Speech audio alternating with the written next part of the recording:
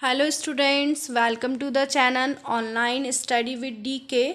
मैं नीलम, जिसके साथ आप प्रिपरेशन कर रहे हैं सीटेट यूपी टेट एग्ज़ाम की, और जिसमें हम पेपर फर्स्ट के काफ़ी सारे टॉपिक्स का एक्सप्लेनेशन देख चुके हैं मैथ्स के, और हमने काफ़ी क्वेश्चंस भी देख लिए हैं। अब हम हर टॉपिक से रिलेटेड क्वेश्चंस को कवर करेंगे, और आपको जो भी क्वेरीज हो आप उस टॉपिक से रिलेटेड मुझसे पूछ सकते हैं।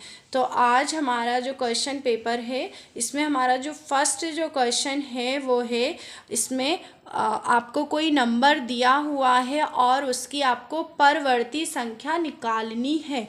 और परवर्ती संख्याएं क्या होती हैं? सबसे पहले तो पूर्ववर्ती और परवर्ती संख्याएं हमने दो टाइप से देखी हैं। पूर्ववर्ती मतलब आप एक माइनस कर देते हैं, और परवर्ती मतलब आप एक जोड़ देते हैं। तो आपको ये जो नंबर दिया हुआ है, यदि आपको इसकी परवर्ती संख्या निकालनी है तो आप क्या करेंगे, यहाँ पर एक ऐड कर देंगे। तो 9 + 1 आपका 10, 9 + 1 10, एंड 9 + 1 अगेन 10, फिर आपका 10, फिर 10, और ये आपका 1 और 1। तो इस संख्या की जो आपकी परवर्ती संख्या होगी वो होगी आपकी 1 1 0 0 0 0 एंड 0। आप नेक्स्ट क्वेश्चन देखेंगे कि आपको कोई नंबर दिया हुआ है 489348, जिसमें से आपको एक नंबर को माइनस करना है और उस नंबर को 100 तक सन्निकटन करना है। 100 तक सन्निकटन मतलब राउंड फिगर में लिखना है, निकटतम मान उसका कितना होगा। तो सबसे पहले तो आप इन दोनों नंबरों को माइनस करेंगे। देखिए माइनस करते हैं, यदि हम 489348563484, हम इन दोनों नंबरों को माइनस करेंगे। हमने इन नंबरों को माइनस किया तो आपको मिला 440983। अब यहाँ बोला है 100 तक सन्निकटन करना है। अब यहाँ आया है आपका 983, जो कि आपका 950 को क्रॉस कर चुका है। और जब भी आपका इस तरह का क्वेश्चन होता है तो सबसे नज़दीक जो होगा आपका 983 के आपका 1000। तो हम इसे किस तरह से लिखेंगे, 441,000। तो आपका जो इसका न्यूनतम जो मान होगा, आपका सन्निकटन जो मान होगा, आप इस तरह से उसे लिख सकते हैं। नेक्स्ट क्वेश्चन देखेंगे। एक चुनाव में सफल प्रत्याशी ने इतने मत प्राप्त किए, जबकि उसके निकटतम प्रतिद्वंदी ने इस तरह मत प्राप्त किए। बताइए सफल प्रत्याशी चुनाव में कितने मतों से जीता। आप क्वेश्चन में दो टाइप से आपको मत दिए हुए हैं। पहला जो बोला गया है कि जो सफल प्रत्याशी था उसने इतने मत प्राप्त किए, और जो निकटतम प्रतिद्वंदी था उसने इतने मत प्राप्त किए। अब आपको निकालना है कि जो सफल प्रत्याशी है चुनाव में कितने मतों से जीता।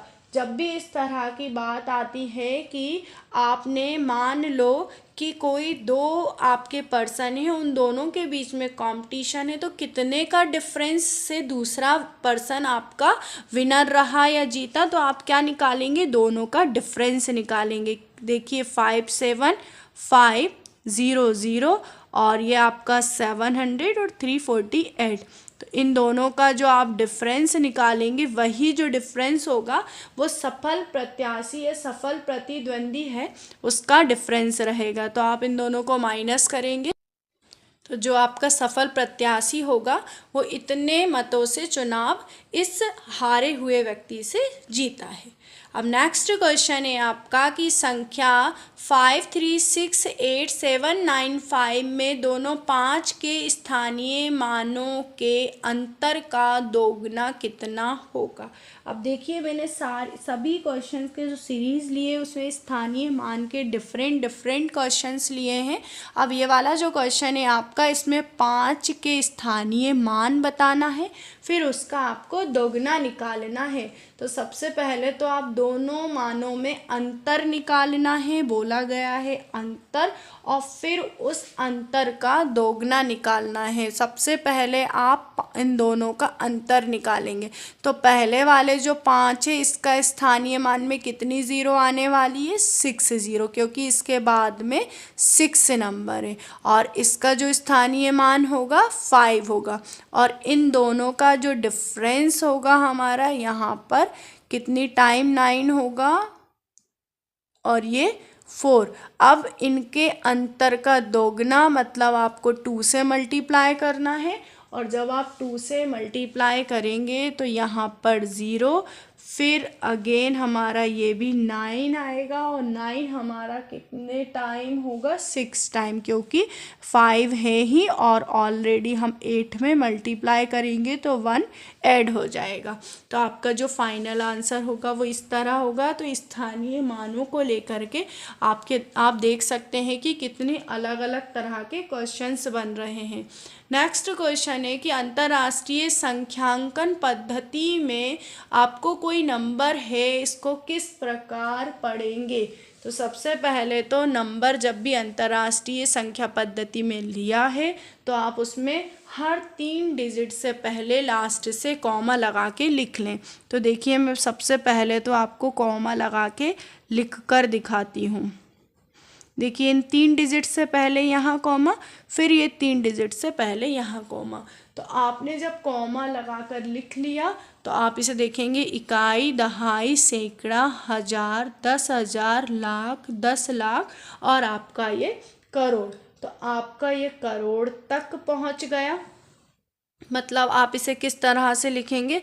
40 मिलियन आपको अंतर्राष्ट्रीय मूल्यांकन पद्धति में पढ़ना है, इसलिए हम मिलियन में लेंगे। 40 मिलियन, इसे हमने लिखा 40 मिलियन 500 1238। 40 मिलियन 500, इसे पढ़ेंगे आप 500 1000 और ये 38। ठीक, आप जब भी आपको अंतर्राष्ट्रीय पद्धति में संख्यांकन पद्धति में पढ़ने की बारी आती है तो आप क्वेश्चंस को कॉमा लगा के हर 3 डिजिट से पहले लिखें और फिर इसके बाद में उसे सॉल्व करें। अब नेक्स्ट क्वेश्चन है आपका कि 645321 में 5 का स्थानीय मान। तो आप इस 5 का यदि स्थानीय मान निकालेंगे तो 5 मल्टीप्लाई आपका 1000, मतलब जो स्थानीय मान हुआ आपका 5000। अब हम नेक्स्ट क्वेश्चन देखते हैं। हिंदू अरेबिक संख्यांकन पद्धति में द्विअंकीय व 4 अंकीय संख्याओं का जोड़ है।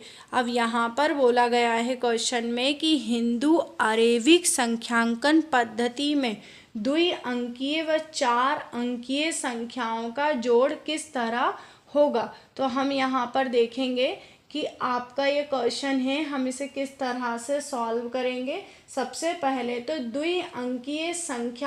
द्विअंकीय संख्याएं कुल कितनी होती हैं आपकी? अगर हम 99 तक हमारी टोटल संख्याएं हैं तो 99 माइनस 9 आपकी द्विअंकीय संख्याएं जो होंगी वो 90 होंगी। और 4 अंकीय कुल संख्याओं की बात करें यदि हम 4 अंकीय तो 999 माइनस 99, तो आपकी कितनी हो जाएंगी यहाँ पर? 9000। तो ये क्वेश्चन जो था मेन आपको ये समझाना था मेरा है कि द्विअंकीय और 4 अंकीय संख्याओं का योग है। तो सबसे पहले तो आप द्विअंकीय संख्या देखेंगे और फिर 4 अंकीय संख्या देखेंगे। तो आपके द्विअंकीय और 4 अंकीय संख्या आपके पहले ऑप्शन में दी हुई है, मतलब आपका जो राइट आंसर होगा वो फर्स्ट वाला होगा।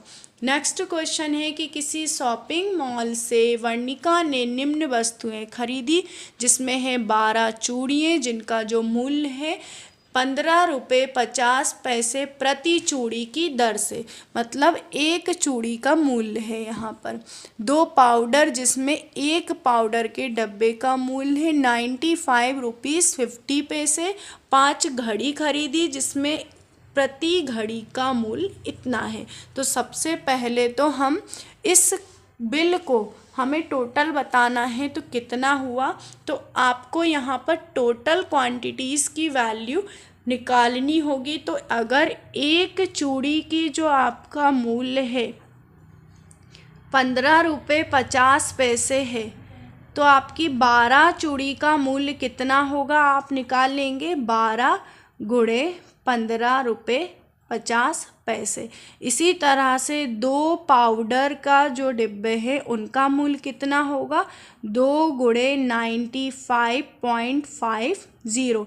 5 यदि हम घड़ी की बात करते हैं तो 5 × 4 95.50। इस तरह से सभी का हम टोटल या कुल जो भी है मूल्य वो निकाल लेंगे और फिर इसके बाद हम कुल बिल बनाएंगे। तो सबसे पहले हमने मल्टीप्लाई किया तो आपका 12 × 6 186, हम मल्टीप्लाई करेंगे 95 191 और 2477.50 2477.50। अब आप इसे 0.00 और यहाँ पर भी 0.00, हम कुल आपका बिल निकालेंगे 5 7 14 9 9 18 और 7 25 2 6 and 8।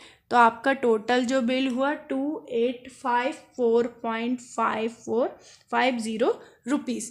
तो इस तरह से हमने इस क्वेश्चन को सॉल्व किया कि आपको एक एक क्वांटिटी की जो वैल्यू दी हुई थी हमने उसे टोटल क्वांटिटीज़ की वैल्यू फाइंड की। नेक्स्ट क्वेश्चन है आपका कि 50150 में 11 से भाग देने पर शेषफल क्या होगा।